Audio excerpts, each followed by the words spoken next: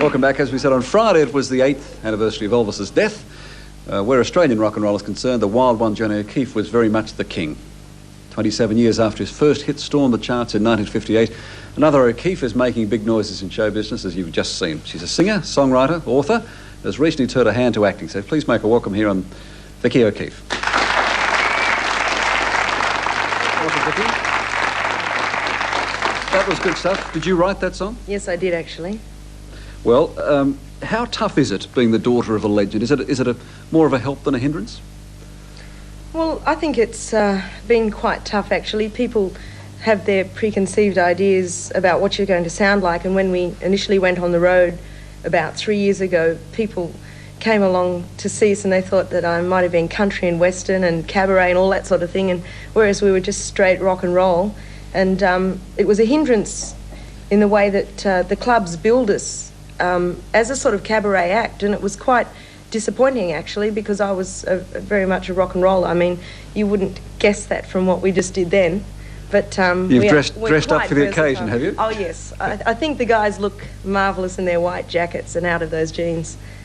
We had Anna Murdoch, Rupert Murdoch's wife, on the program a couple of weeks back, and she has her first novel just published, and she said that the attention she gets is because she is the wife of Rupert Murdoch. And I wonder with yourself whether a lot of the attention you had in the early stage, anyway, of your career was simply the fact that people wanted to see the daughter of Johnny O'Keefe. I think it's, from a media point of view, of course, that is why I've been getting so much press, and I still think it's that.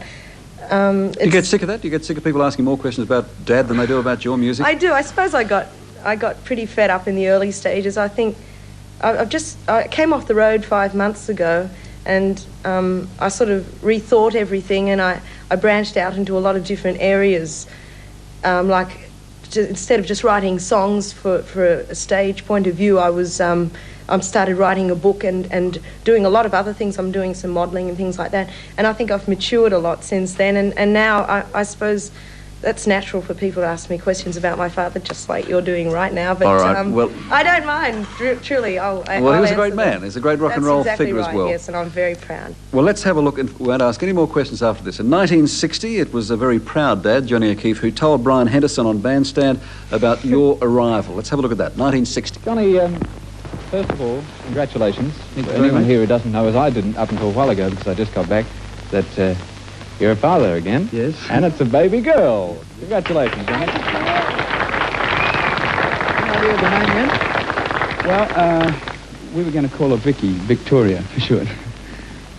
Yes. Because, 1960 was such a fantastic year, and I didn't get to play enough in Sydney. And if it was a boy, we were going to call him Sydney, and if it was a girl, we'd call her Victoria.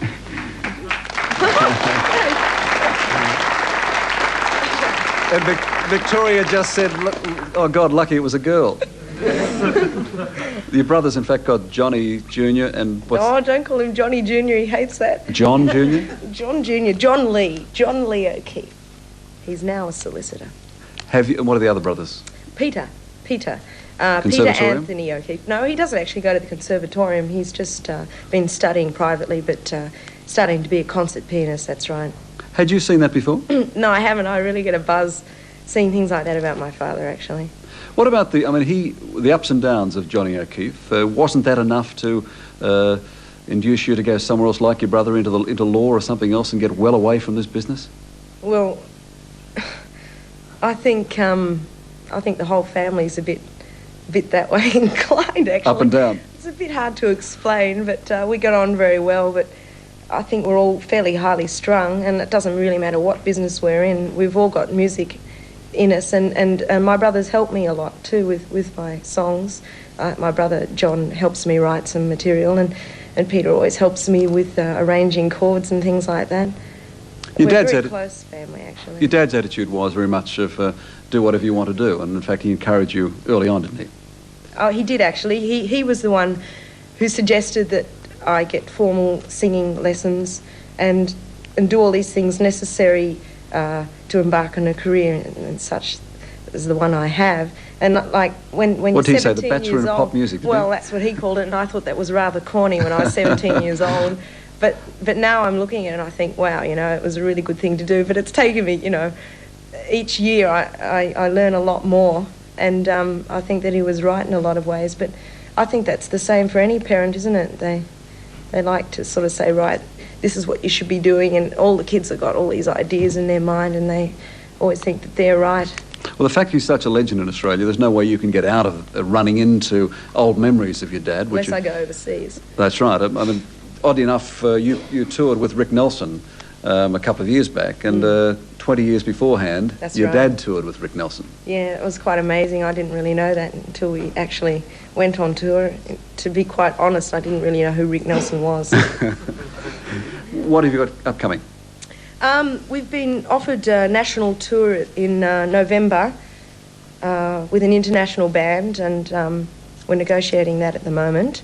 And I've got a big story coming out in a leading magazine in Australia, a pictorial This is not a nude centrefold we read about in some of the files. It's funny, I read that too.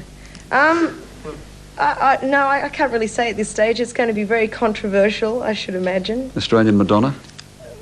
Well, we could see Australian Madonna, I think. Yes, and Vicky O'Keeffe. All right. Well, good luck. Thanks, Vicky, very much for talking to us. Thank you very much, Ray. Please thank Vicky. Back in just one moment to say goodbye.